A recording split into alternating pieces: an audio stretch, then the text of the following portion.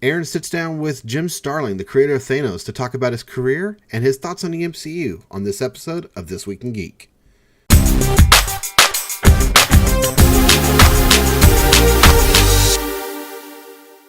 All the way back in 2000, I want to say 12, yeah. Yeah, and that show had two guys sitting behind me. One was a comic book fan, the other a cartoon fan. Uh-huh. And when Thanos shows up, the comic book fan goes, "Thanos!" And the cartoon fan goes, "Who's Thanos?" Oh, wow. And so I realized at that point there it was going to be a surrealistic ride from then on in, and it has proven to be just that. You know, I've enjoying the hell out of it and flying with it and see what happens. All right, so like Thanos, he has such a huge role to play in Endgame and all of the Marvel Cinematic Universe.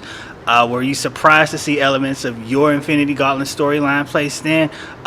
What did you think about like some of the differences they took? You know, like certain characters in the comics that you created so many years ago aren't introduced in the Marvel Cinematic Universe yet, because no like Surfer, no Warlock. Surfer and Warlock played huge parts in that.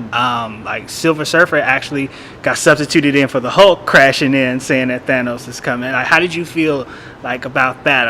Are you one of those you will need it exactly how it is, or? Oh, only a fool would think that. Exactly. I mean, if it's a multi-million-dollar production by a film company, they're not going to do a carbon copy adaptation of your work, and you got to be crazy to think they are. So, and I've also worked on other things where I've seen some novels that I've worked on adapted into screenplays and seen the changes on that. Some of them are pretty radical and brutalizing, actually, especially in the notes where they go, talk about the original. So I came in here with a very open mind. What is going to be is what is going to be, and ride with it. And I've been very surprised how faithful they have been to the material and the spirit of it, if not the letter of it. Thanos is very much my Thanos in this. He's got some different motivation, but even that is from like the Silver Surfer 34. Right. They adapted it. They adapted his motivation, the bullshit he was laying on the Silver Surfer in that story.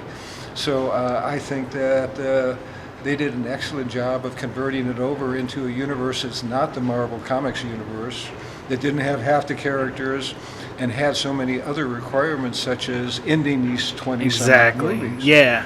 And they did a bang-up job on that part. I mean, that is one of the most satisfying endings I've seen in a flick in years.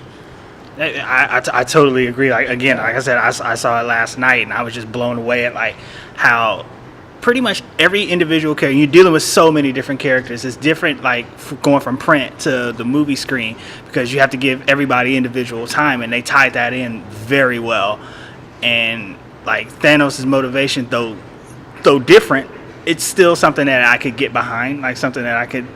But okay, yes, this is believable. I'm strapped in. I'm ready to go for this. So I was really, really impressed with that. Yeah, and with the motivational change, they were able to get that other aspect of Thanos into the story that I was able to develop over the 40-some-odd years I've been doing them within an hour and a half, 2 hours. Now, speaking of like the 40-something years you've been doing, like put it into Thanos. Now, what went into the creation of Thanos? Like, how did you go about? I've heard like some things.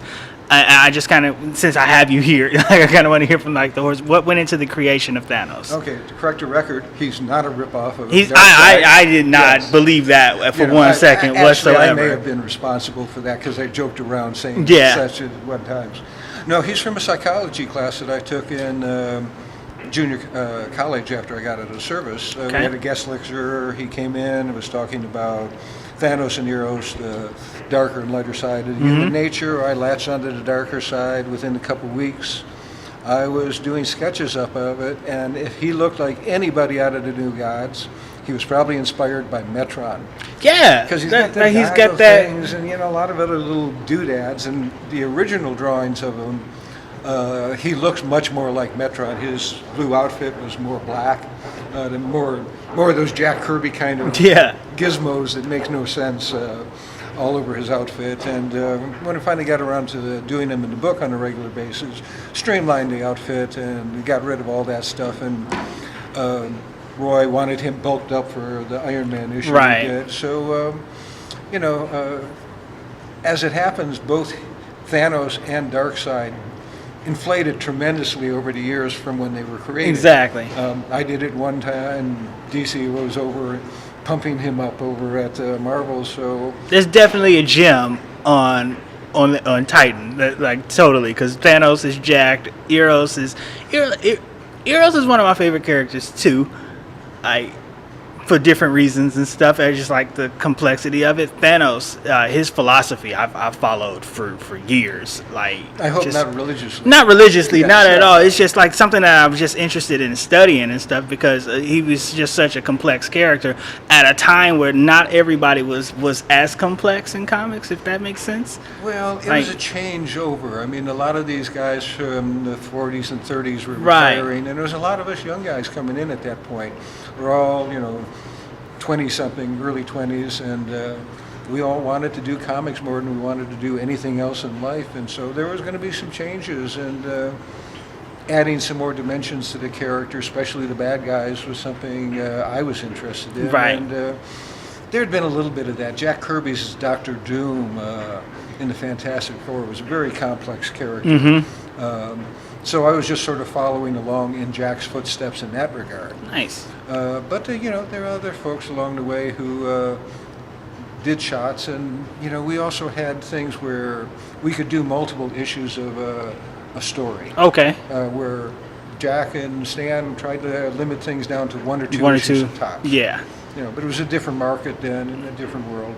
So you guys had more room to breathe and develop. Yeah. Things were changing to a certain degree. Yeah. Yeah. Okay, so when people see the films and then they read the comics, like, are there any special takeaways or things that you hope people understand about the characters? That is not a one-dimensional bad guy that you can look at different people's try and get into somebody else's perspective and see that there's a reason for everybody doing it. Nobody does terrible things because they want to do terrible things. Right. They all think they're doing the right thing. Everybody's the hero in their own story. Exactly. And this is, basically what I'd like to see taken away from it. Okay. Now, what are some other characters that you've created that people may not be aware of? Well, there's a fellow named Dreadstar that almost gets to the screen every so often. We've had some things start up and then die, and hoping that it will work out again, and he'll finally get. I'd like to see him go to a smaller screen rather than a big screen. It's a complex story, and I think it would be better as something like along the lines of Game of Thrones than even a 3-movie trilogy or something like that. Just because it's going to take time to develop all the different characters from it. He's my big hope of seeing something. I'd like to see Pip Patrol come into the Marvel Universe, which is a chance because I think Warlock's coming, and eventually he's going to need that foil.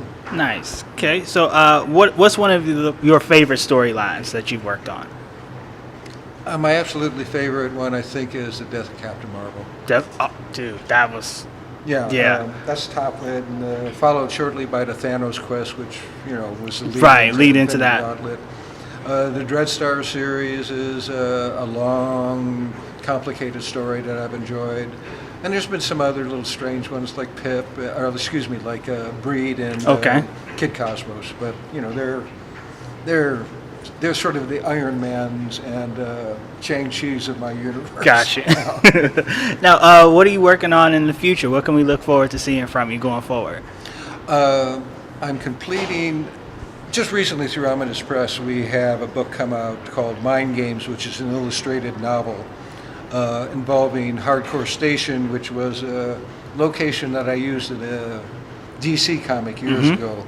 That project turned into garbage very quickly for a number of different reasons, but I always liked the location, so I've set these 4 novels in that satellite. It's a commercial dog-eat-dog capitalist world. And going to be working those out through Ominous Press. Dreadstar we've just collected as 3 volumes, over 1,500 pages. We've remastered the color. That's coming out through a Kickstarter through Ominous Press right now. Okay. We're also going to do some new stories of Dreadstar, which a lot of folks have been pestering me about. So I'm acquiescing to that. Nice. So that we have that, and I'm finishing off the last of the 4 novels that we had in the Hardcore Station. Just started on the last one. So, excuse me. We're going to be putting those out in some form or another over the next year or so. Awesome. Well, I can't wait to check it out, man. This has been great. This has been an honor of mine to meet and speak to you about this. Again, I thoroughly enjoyed the movie. Thank you for creating the basis for us to get here. It's been a long road with the Marvel Cinematic Universe. I want to thank you guys so much. And that's me, Aaron, Temple of Geek. We got the creator of Thanos, Jim Starlin, right here. Well, that's all the stories that we have for you this week. Thanks for watching, and please hit that subscribe button to help us by you supporting our channel. And if you like social media, we're also always posting stuff constantly on Instagram, Facebook, and Twitter. Find us by using the handle Temple of Geek. Also, please visit our website, templeofgeek.com, where you can find all sorts of content that digs deep into the world of geek.